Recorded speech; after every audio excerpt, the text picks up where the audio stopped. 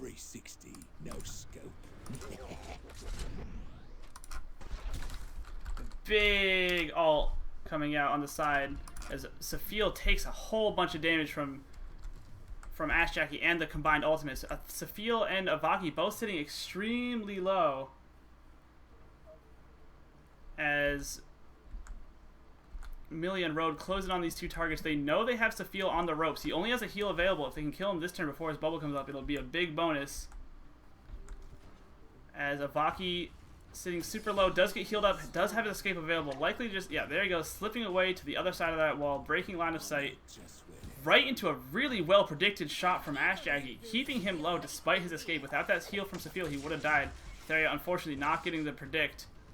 You see, yeah, Safil definitely falling down here. They covered a lot of, pretty much every option Avaki had, and they did find him with that shot from Ash Jackie. So they know where he is, but then they don't move to follow it up. I don't think any of them can actually hit Avaki here. Atheria used her Ion Cloud. That's the only overwalls ability they have, besides potentially... Yeah, we do see throwing arm, so Road could throw that trap over walls. Avaki's got to be real careful about his movement coming up. As Safil is not around to support him, Atheria dropping yet another healing flare on herself while preparing a trap. And looks like their plan here is to just not give Avaki any options, no matter which way he moves. So he Catalyst, avoiding both those traps. Really wise not to walk there, even though he was out of line of sight. Getting some support from Wolo to throw a smoke bomb on his head. However, with where Ash Jackie was, we can't really check because the spectator doesn't take into account the fog of war. We do have... They do likely know where he is, and they can finish him off this turn unless something magical happens. I don't see, unless we have a body block from somebody, but Wolo is sitting on ultimate and denying a light grab. Yeah, that's going to be Avaki's death. He takes the 17 through cover. Wolo at least trading back on the road. Oh no! Avaki has the second wind.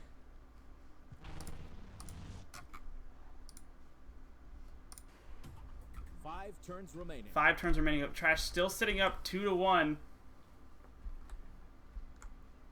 Trash still sitting up 2-1 as Millie, Road, and Ash Jackie all sitting right in the middle of the map. Pretty healthy, but don't really have any members of Trash to chase down. Wolo sitting on that second ultimate could toss out a huge old chunk of damage. And Atheria is completely separated from the fight. I'm going to throw that bubble on Avaki just in case Ash Jackie choosing to go invisible this turn. And there's a invisible and catalyst as Baby Millie goes to engage on Wolo, and they completely dodge that ult. Real unfortunate. Road not quite at the angle. The bubble is going to save Avaki there. He's shut down to just 31 health once again. They just can't get this last damage. I'm going to help you out here, man. Why don't you go ahead and fix the scene so that people can see what's going on. Got it. There's a delay. So, all right, so it looks like a very interesting match going on here. Hate to jump in here and help you out at the last second, though. Feel going to have some interesting time getting Avaki back up to full health here with Road right around the corner. As we see the heal going on Avaki, Safil's been doing such an amazing job of keeping alive despite how low he was. Wolo catalysting out, and Craner gonna root the invisible Ash Jackie in place, but he does have an unstoppable. He popped an Adrenaline, not a widely used catalyst, but used very wisely there. And we see Millie slashing at nothing because of the Wolo catalyst, and Avaki taking yet more damage, but surviving because of all these heals. It definitely feels like a game of Trash staying alive instead of Trash trying to find kills. So yeah, it looks like Road didn't even move from his last position. Ash Jackie did move, but Avaki moved in the opposite direction. Now has his ultimate available, but is in a relatively safe spot as at this point. Road has lost vision on him and wouldn't have a very good bounce shot to him even if he did see him. So is relatively safe for the moment. They're dropping. I wonder how many of her healing flares this game have just been on herself, keeping them alive. Avaki gonna weaken Road, likely the only one who can damage them. And we see Wolo just gonna start smacking away. Likely not to kill him in the remaining turns, but just keep him focused on not killing the rest of his team. As Avaki, mostly to keep himself alive, it feels, dropping that ult on top of Road, wants to keep him as far away from his team as possible. So yeah, it looks like both Avaki and Safil moving into that back area, which 2 turns remaining. is exposed. So everybody does still have sight on them, including Road, but who is stuck behind that box, can't quite get a good shot on the lowest member of Team Trash right here. Of course, Baby Millie not exactly in a great spot without any dash to move in on them either. So with only 2 turns left here, it's going to be a tough shot for Outplay to get this tied up. You see that drone just being thrown out, trying to gain vision, maybe setting up an escape route in the coming turns. I mean, all Avaki has to do is not die next turn. He does have his dash. Who? Never mind. Oh, Avaki's there dead. it is. They finally pin him down at turn 20, bringing it to a tie game. Asteria is in the center here, completely exposed, no way to escape. That's got to be a pretty nice target unless they can find Ash Jackie off to the side, as the teams are suddenly going to almost certainly be forced into overtime, as that clutch ult from Ash Jackie is all they needed to keep themselves in the fight. So yeah, it looks like no one is really low enough to be just completely powered down with the positioning that currently happens. Etheria throwing out that Paralaser on the Wooly to get that weaken, and Craner is going to do the dash in on Etheria, doing 31 damage. Road opting to go with that second win, and Ash Jackie not landing a shot because of Craner's dash there. We do have a lot of focus coming in on Etheria, though, from both Wooly and Safil, although the cover damage and the weaken was able to keep them pretty high up on the life. And Baby Millie then doing a toss on Safil just to keep him out of position. Yeah, Etheria sitting pretty low, but does have that ultimate available. Will have a healing flare next turn that they can once again plop on their own head. So we see it's just a fight to find a kill. Avaki getting ready to spawn back in and throw out that damage that he needs to. He did just use his ult, unfortunately, and Craner, if he's not careful, could be taking a whole huge amount of punishment. So yeah, and here's where it's really going to happen. We've got Craner with that Retribution Shield. Ash Jackie is throwing out a trap for a dash. Doesn't look like one came out except for Baby Millie onto Craner, who's also going to take a shot from Road there. Craner does get a 3-man sweep in, and also those eels do jump to Baby Millie. Etheria with the ultimate hitting Craner and healing every member of Outplayed there. Wooly throwing out some smoke to block some vision and also catching Road with one. Etheria, definitely the target here. Craner does have his ultimate available, but so does Millie. Road close to his as well. I mean, how much damage can they throw on her, and is it enough? Wolo not close enough to apply damage. Avaki maybe can get a drone on her, but it's only going to be a little bit. They're definitely trying to burn her down over anybody else on the team at the moment. All right, well, let's see what happens. In turn 22, we've got a Turtle Tech coming out. Craner using his ultimate to just focus in on that 3-man grouping of Outplayed. Etheria with the big heal on herself, and Ash Jackie opting to go invis this turn. And here comes the trap, and Craner with the ultimate getting 35 on 3 members of the enemy team, still getting caught by Baby Millie's swipe there. And those eels then jumping to Etheria, and Road with the light 'em up, catching both Craner and Safil. And here comes Avaki with Rio, catching 3 members of the enemy team, bringing Etheria down to 13 health. Ash Jackie not quite getting a good predict, but Wallalol then taking Baby Millie with a double claw, and here comes the ultimate from Safil, hitting all 3 members of the enemy team with a kill on Etheria and leaving 2 other members at 30 and 10 life apiece. Whew! What a close set overall, and that makes Trash your Season 2 champion winners. They hold on to that title, but boy did they not get it easily. And what a just stressful event overall, I could say, between the totally clutch movements going on there and, you know, just trying to get this all working right for everybody. Definitely a game to remember. Just looking at some of the numbers, though, I gotta say, Craner, 519 damage on Asana is very impressive. Was able to find a lot of grouped up members of Team Outplayed there and just take full advantage of it as that melee AoE character. Oh yeah, definitely. I mean, he was always all up in their face. I'm definitely leaning towards him for an MVP. He saved his team with the ultimates. He was constantly harassing Etheria and Road, just doing everything Asana needed to do that game. Yeah, so definitely, you know, and Road, you know, coming in with 419 damage for his team at top damage there.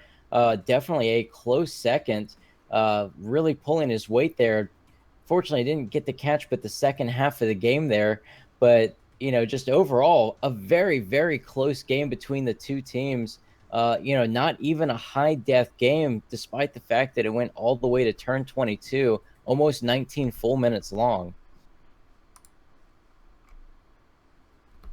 All right, let's see if we can get somebody from Trash to come in for an interview, as we can celebrate our new. I mean, of course, they are the champions, but Outplayed still number 2. Nothing at all to laugh at. It's just, that's so impressive. So yeah, and definitely got the Trash Dynasty to continue there. Definitely a huge congratulations to those guys. I know we were all incredibly surprised when Outplayed took that first game off of them, and it really kind of set the tone for those next 2 games.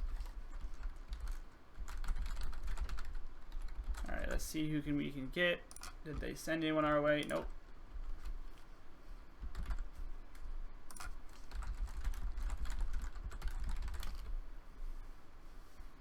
Let's see. Usually, I would think Avaki did the last interview. See if he wants to jump in here again, or maybe send one of the other teammates down here.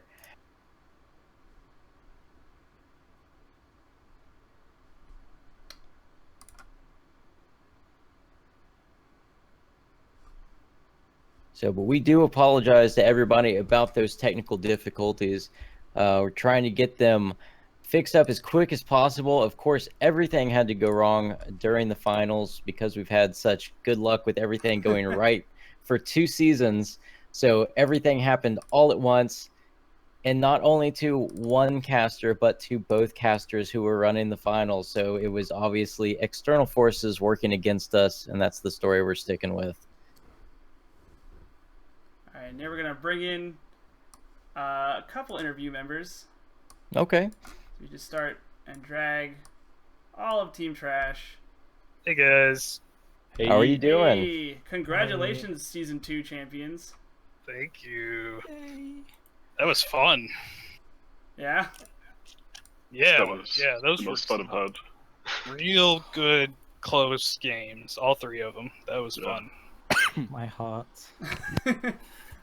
So, first off, how did it feel, Seth, to have them ban Cork every single time?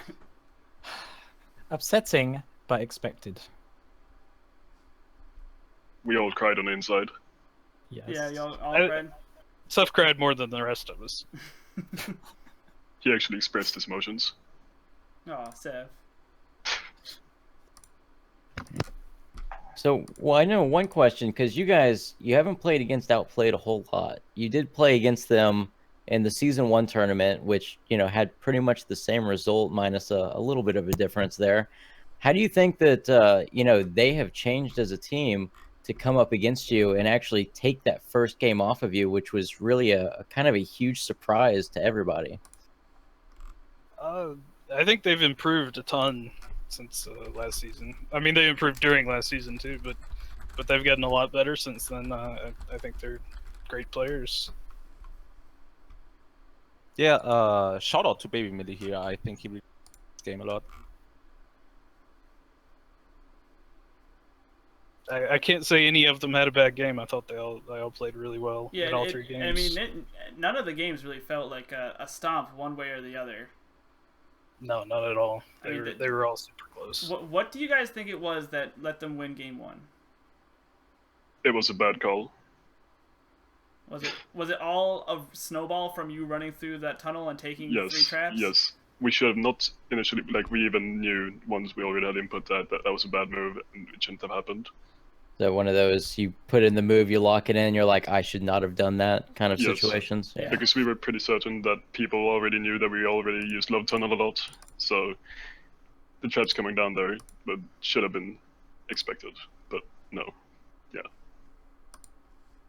And I kind of screwed up the might. I didn't pick up the might that turn because I was like, maybe Krainer shouldn't walk there, and I should tell him that. And I was just thinking about it and forgot to grab the might. It's terrible. Playing as Celeste. Terrible, indeed. And these guys are our best players. Wow. So, do you have any advice? I mean, looking at the other teams, were there any other matchups or victories that surprised you?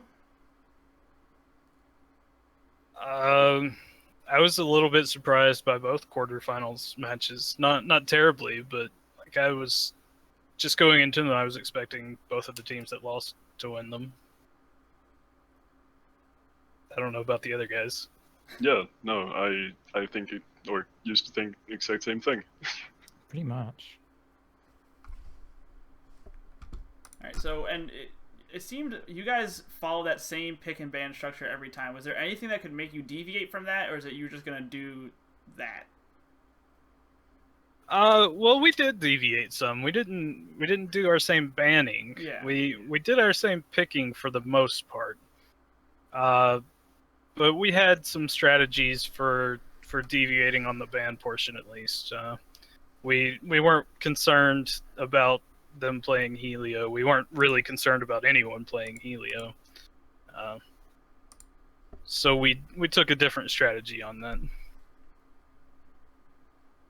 All right, well, I think that's all I got. Besides more congratulations, Septimus. You got anything else for our season 2 champions? Yeah, a couple questions. So, for a long time, and I know there was that one game in week 6 where you guys kind of just went a little crazy and just picked some random characters. And, now that you have actually kind of legitimately lost a game, against another team that was doing incredibly well, and it wasn't because of a disconnect, do you think that you guys are going to change anything up, or do you think that you're just going to kind of keep driving ahead with the same tactics, or the fact that you guys aren't the unbeaten trash, is that going to change anything for you? Well, we're always changing our tactics. I mean, we're always trying to get better, think of something to do that's better, and then there's also the fact that people can see our games. They know what we're doing. We can't keep doing the same thing or we get punished for it. So yeah, and Just I think yeah, like you've seen, like you Yeah. saw in game 1. Yeah. So, we are launched now. Atlas Reactor's out in the world officially. So do you guys have anything to say as the, I guess, leading experts in Atlas at the moment, to tell all the new players who are coming in, any tips, tricks, or guides that you would like to share with them? I think Walla might have a few words on that. Yeah, I actually wrote a lot of guides. They are in the official Atlas Rect forum and on Prep Phase too. Like, check them out. They help a lot, hopefully. And watch his stream. He's going to be streaming more, I think. He gives a running commentary on why he is doing the things he's doing, and you would improve tremendously by watching it. All right, well, Even fantastic. I could improve. Yeah. Even you, Pepper. Even you. All right. Well, I think that that covers it for me. Once again, congratulations, guys. It really is, a treat to watch you guys just kind of play through and, dominate the way that you do, even when it's such a close match like those last two were. So just congratulations again. Thank you very much. I definitely wouldn't call those last matches dominating. We won just barely, and I'll take that. Fun games. Indeed. That was hella fun. Good games. Seth, watch your language. Alright, get out of here. Oh. We'll put a leash on him. Thanks for putting it on, boys. Yep, thanks for playing. Start tossing them out. Guess they won't leave on their own. Alright. So, all right. Well, that's it. That's the season 2 tournament, the end of it. I know you were probably completely worn out from having to pick that up at the end there and just run it all on your own. So Yeah, I'm just going to, I'll close it out here for you. But do you have anything you'd like to say before we close everything out for this season? I do want to just say sorry to everybody who's watching and to the Prep Phase guys, and just a whole bunch of stuff we didn't plan for happened, and I did the best I could, but I feel it. But for the teams and for the viewers, again, just thank you so much for coming out to play, coming out to watch. I've seen you guys in the chat be hyped for big plays, and it's amazing to watch the community come out and support this. So yeah, and once again, tech hiccups do happen, and not just to one, but to two of our guys for the first time in 2 seasons. So definitely had to happen today, of course, during the finals. So, once again, this is prep phase. We're closing out season 2 here. Just to run down it one last time, we had Trash walking away as the season 2 champions, first place. Outplayed came in second place. We had 2OP coming in third, and Freelancer United Nation coming in fourth place. Fantastic games all around. We really appreciate everybody joining the league here and playing it through with as much heart as they do and showing us all the support that they do, including the folks from Tryon. You guys are incredibly supportive, and just throwing that extra bonus money in there for us with the donation really kind of makes this league what it is. So we're super appreciative to everybody involved. Yeah. So, I am Septimus. Restart had to take a hiatus there because of some of those tech hiccups we were talking about, and of course, Pepper Titan here with me. And we just want to thank everybody once again, and we hope to see you next season. Have a good one, everybody.